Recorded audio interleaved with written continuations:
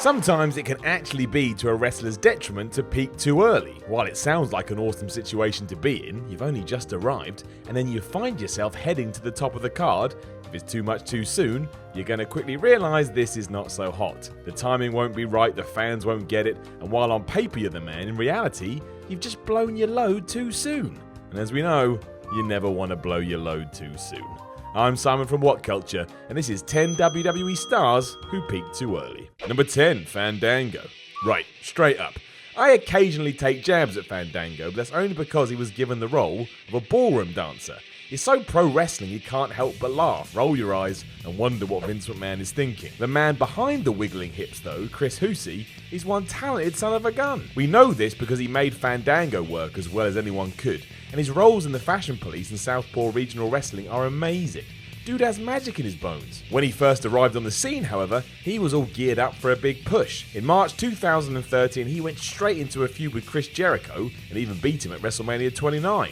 To add the icing on the cake, his theme music then caught fire too. It got so big it made it to number 11 in the UK singles chart and started a fad called Fandangoing, where you dance in the crowd looking like an idiot. The problem though, is this was always going to die down, and when it did, that was it. For some reason it was tied directly into the character, and from there he started on a losing streak. And we all know what happened then.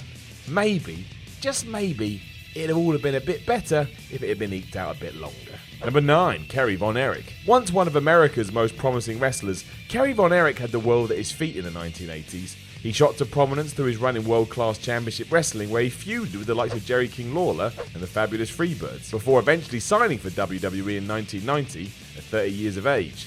This was the problem though. While he had beaten Ric Flair for gold in front of 45,000 fans, Vince McMahon didn't care about that. If you weren't his creation, you may as well be garbage. Hot garbage at that.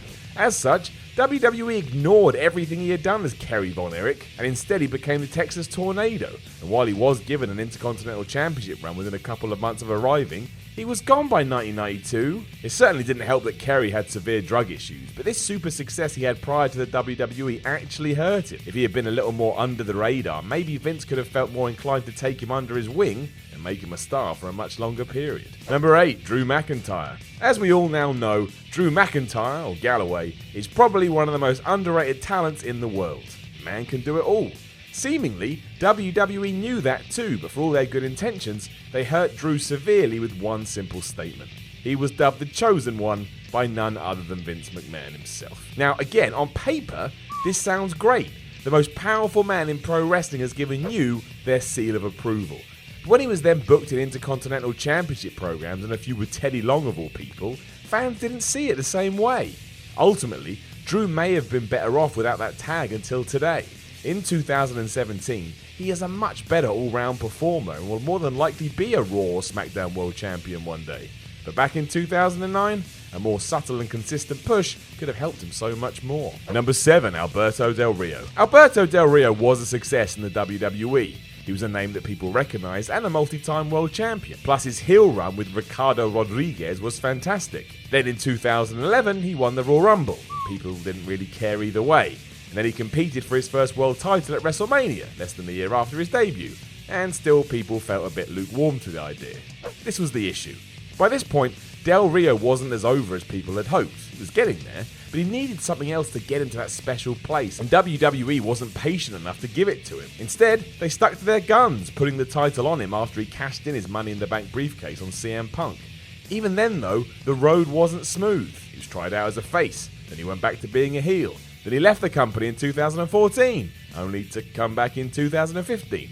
It was kind of stop-start from the beginning. If WWE had shown a little more restraint, Del Rio could have been a top guy for far longer. Number 6, Curtis Axel. One of the modern day mysteries in the world of pro wrestling, WWE just doesn't seem to care about Curtis Axel these days, even though he's very talented and has amazing pedigree. You could literally make him Mr. Perfect if you wanted, and I'd imagine we'd all love it. The issue, however, was that WWE had bought into all of this too quickly. Curtis Axel is the coming together of both his father Kurt and grandfather Larry the Axe's names, and putting him with Paul Heyman in May 2013 was meant to be the ace in the hole. Built up for weeks, he instantly hit a brick wall when he kind of beat Triple H on a technicality.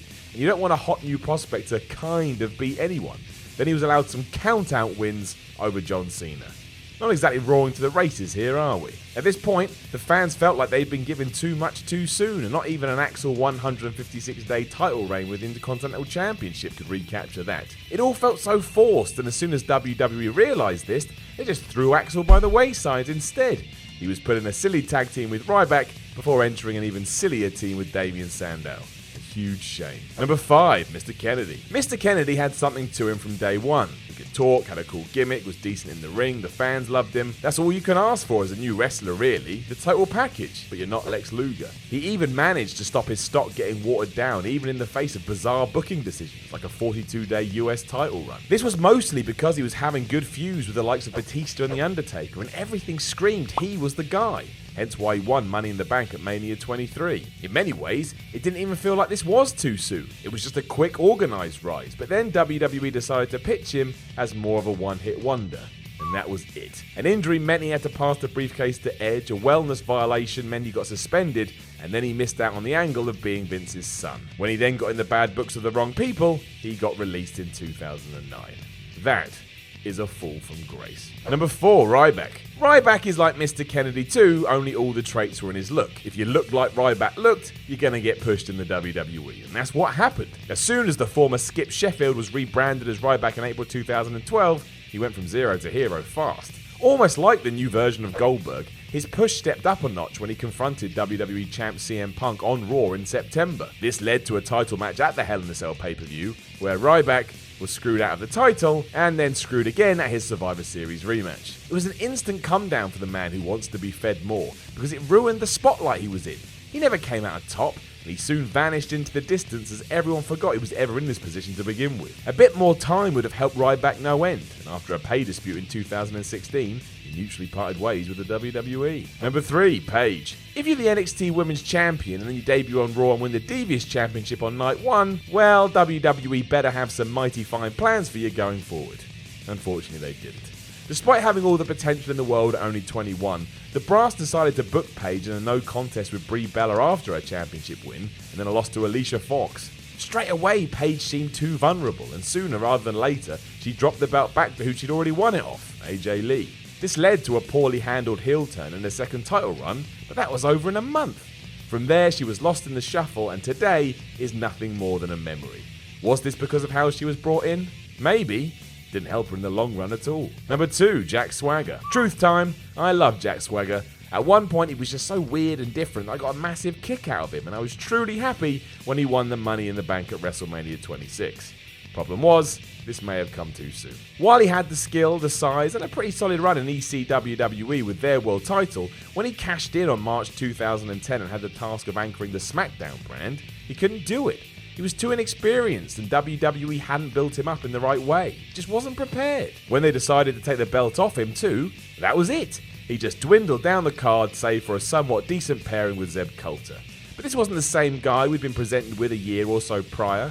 Swagger was basically being punished for doing what was asked and doing it as best as he could at the time. And now he's gone. Number 1, Wade Barrett. How Wade Barrett wasn't the first ever English-born world champion in the WWE is beyond me. What didn't he have? He was well tall, could talk, could wrestle. He was all you needed. And then he was squandered. WWE clearly saw potential in Barrett because he did come in with a bang, leading the Nexus against the promotion in an angle that's still awesome today. Or at least the start of it was anyway. For some reason he hit his peak super fast. Mostly because WWE had Team Nexus lose to Team Cena at SummerSlam, and the following program between the two was a waste. There were legit moments during it to make Barrett a main eventer, and none were taken, probably because he was seen as too new. When he couldn't get it done in the ring, his stock started to hurt. He still had a decent run in the WWE, but he never got back to this point, and this point is where he deserved to be. He's left the company now. That's really sad. So that was our video. Thank you for watching. Please do feel free to click on anything happening around my head, or something terrible might happen to this dog. Is that you too sweeting me, bro? Ugh. Disgusting. That's really bad.